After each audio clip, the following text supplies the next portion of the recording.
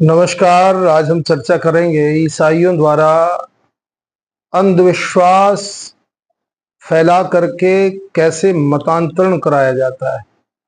तो कैसे मतांतरण होता है और क्यों होता है, ये दो बातें बहुत महत्वपूर्ण हैं। प्रथम पक्ष में हम लोग बात करेंगे कैसे हो रहा है मतांतरण। जो मेरा गृहग्राम है, गृह क्षेत्र है, मध्य प्रदेश का रीवा जिला। रीवा जिले से 40 किलोमीटर दूर सिमरिया, और सिमरिया से लगभग 6-8 किलोमीटर की दूरी पर एक गांव स्थित है, गडरी। वहां पर एक व्यक्ति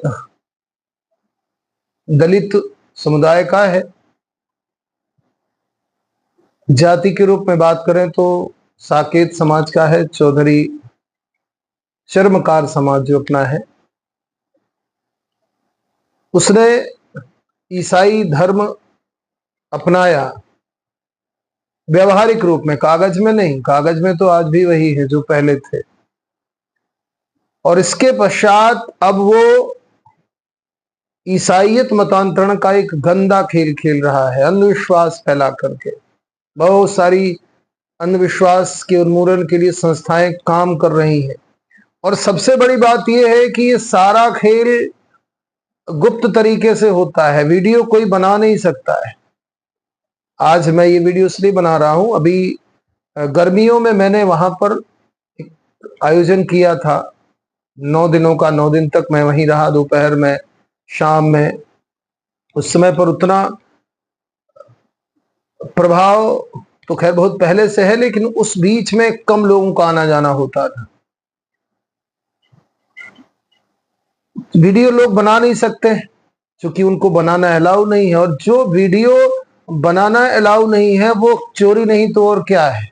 अब इससे ही पता लगता है कि ये मतांतरण का गंदा खेल खेला जा रहा है। लेकिन आज एक व्यक्ति, अनुभव था उसका, वो जा रहा था, उसने बताया ये करते क्या है।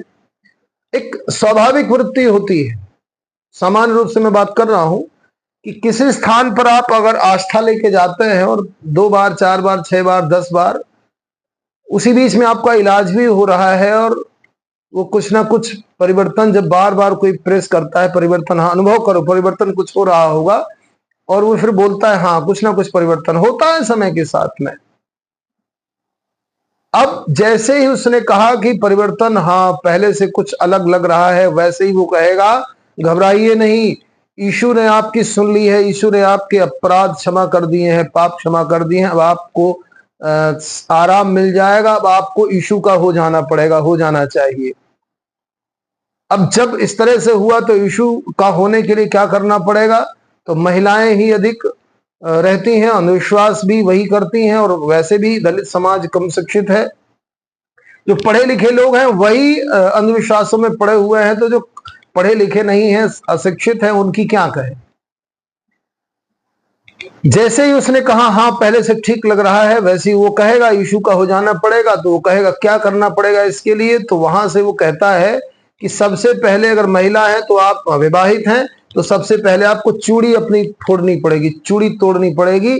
हिंदुओं में चूड़ी तब तोड़ी जाती है जब उसका पति मर जाता है, विधवापन जब होता है तो चूड़ी तोड़ी जाती है। ये पहला काम होता है। दूसरा काम, वहीं पर बिंदी लगाई हुई हो उसको मिटा दो, ये दूसरा काम होता है। जब कोई पति मर जाता है तो उसको बिंदी नहीं लगाना होता है। ये 2 काम। और तीसरा बताते हैं कि अब आपको अपने पति के पैर या किसी के भी पैर छूने जैसी परंपराओं का पालन नहीं करना है।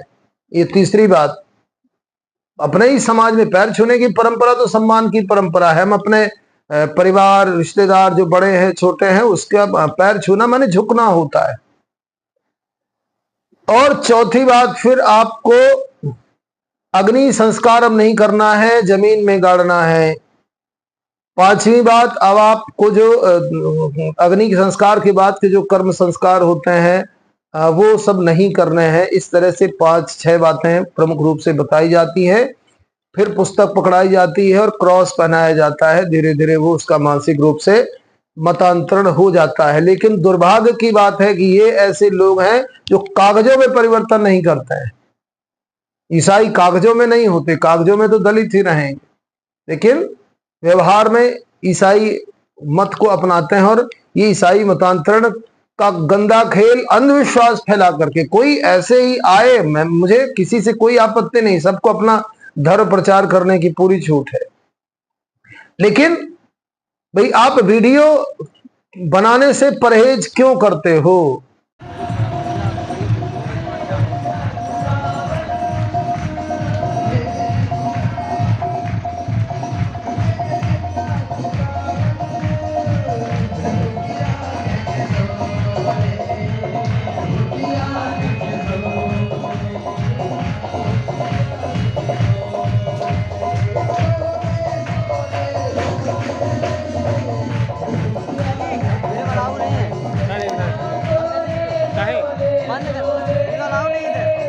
चोरी का काम हो रहा है क्या? यहाँ चोरी काम हो रहा है। वीडियो नहीं आना चाहिए सामने, क्योंकि मतांतरण एक अपराध है और ये अपराध हो रहा है। इसके लिए सारे समाज को जगना पड़ेगा। लेकिन अब दूसरा पक्ष, आखिर मतांतरण होता क्यों है? मैं भी वक्ता हूं, मैं भी कथा करता हूं, लेकिन कथा करने के साथ सबसे अधिक आवश्यक है कि समाज में फैली जो कुरीतियां हैं, उन कुरीतियों को दूर करना। केवल कथा करने से समाज की कुछ नहीं बनने बिगड़ने वाला है। कथा से तो केवल आजकल मनोरंजन, क्योंकि कथा भी अपने विषय से हटी हुई है, कथाओं में केवल अब मनोरंजन शेष रह गया। सुनने वाले भी मनोरंजन ही सुनना चाहते हैं, वास्तविक तथ्य कोई नहीं सुनना चाहता, वास्तविक कथा को कोई सुनना नहीं चाहता। इसलिए मुझे लगा कि समाज का कथा तो ठीक है, अपनी जगह पर है, वो मैं केवल एक जीविकोपार्जन का ही माध्यम मानता हूं। बिल्कुल क्लियर कट मैं बोलूं, क्योंकि जो आध्यात्मिकता है वो स्वाध्याय और अपने जप, अपने तप से ही आती है। तो कथा सुनाना केवल वो जीविकोपार्जन का एक माध्यम मात्र है, लेकिन उससे कहीं अधिक आवश्यक है कि हम समाज में फैली कुरीतियों के बारे में सोचें और उनको दूर करने का प्रयास करें। मतांतरण हो रहा है, उसके पीछे की सबसे जो बड़ी वजह है वो केवल और केवल जातिगत भेदभाव है। अगर जातिगत भेदभाव न होता, वहां पर भाई ये कहा कि आप यीशु के हो गए, उसके अंदर ईश्वर के प्रति आस्था है, लेकिन हमने कभी, जो हिंदू हैं, जो वर्ण व्यवस्था को मानने वाले लोग हैं, उन्होंने कभी भगवान को उनका बताने का प्रयास नहीं किया। जो चतुर्थ श्रेणी के, चतुर्थ वर्ण आश्रम की व्यवस्था में चतुर्थ वर्ण के लोग हैं, कभी नहीं, मंदिरों में जाने नहीं देना है, तो उसका परिणाम कौन भोगेगा? उसका परिणाम ही भोगना पड़ेगा। लेकिन ये समझना चाहिए, भगवान केवल चेतना मात्र है और सब में है भगवान।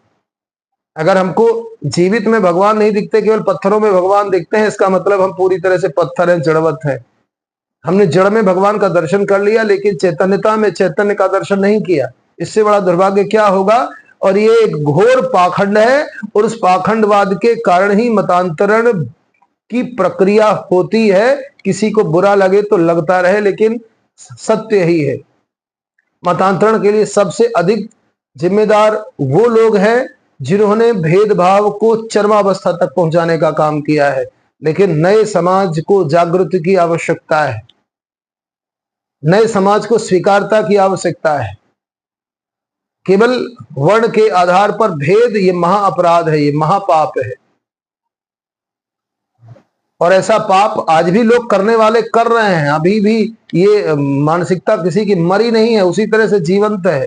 जो पुराने लोग हैं वो सुधर नहीं सकते, उनके लिए कोई फर्क नहीं पड़ता है। और यही कारण भी रहा कि भारत सदियों तक और कई बार कितने लोगों का गुलाम बना रहा, क्योंकि सब अपने जातिगत अहंकार में भूले रहे और दूसरे आकर के और लात मार करके छाती में बैठ करके इन्होंने इनके ऊपर शासन किया है। लेकिन अभी ये कहते हैं ना कि रस्सी जल गई पर बल नहीं गया। ये हालत सनातन धर्म को मानने वाले बहुत सारे हिंदुओं की, सबकी नहीं है, लेकिन परिवर्तन करना पड़ेगा, सोचना पड़ेगा, मतांतरण की वजह का चिंतन करके इसको रोकने का प्रयास करना पड़ेगा। वो केवल प्रेम और स्वीकारता से ही हो सकता है, दूसरा कोई रास्ता नहीं है। इसी के साथ में मैं अपनी बात को समाप्त करता हूं। जय श्री राम।